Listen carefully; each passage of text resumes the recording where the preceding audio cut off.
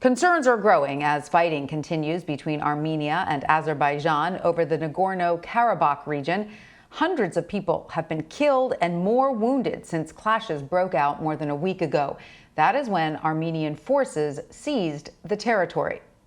To talk more about this, we're joined by CBS News senior foreign correspondent Elizabeth Palmer. Welcome, Elizabeth. Great to have you with us. So this disputed area is recognized as a part of Azerbaijan, but it is governed by Armenians. And it's been that way for some time. So why is this dispute erupting all of a sudden? What has changed?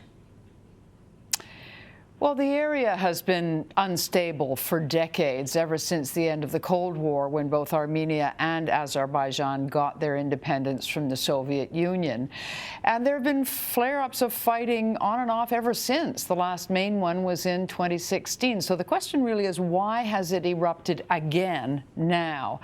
It does appear that Azerbaijani troops may have made a push to take back a chunk of the enclave where the Armenians live, because they do believe that it's part of their country, and maybe the Azeri government thought they'd get away with it because the world is so preoccupied with COVID, and so there'd be minimal pressure to end the violence and stop the incursion.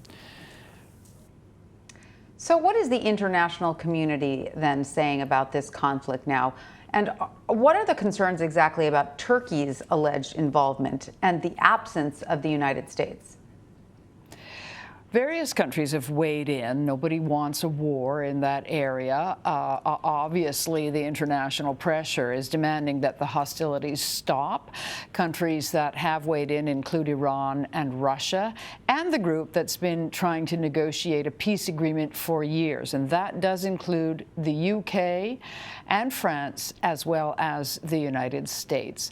You ask about Turkey, though, and that begs the next question. How dangerous is this? Could it, in fact, escalate into a wider conflict?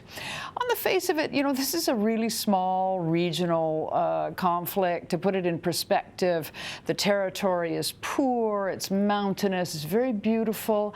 It is part of Azerbaijan, but has this population of Armenians who have allegiance to Armenia just next door. But there are only 175,000 of them in an area just a little bit bigger than Rhode Island, really small.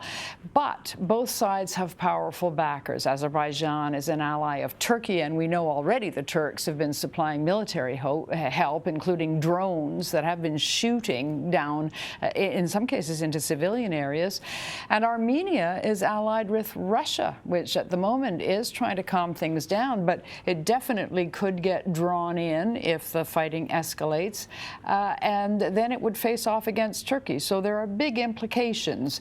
The next few days will be key to see whether the international players succeed in tamping down the violence, or whether passions are just running too high.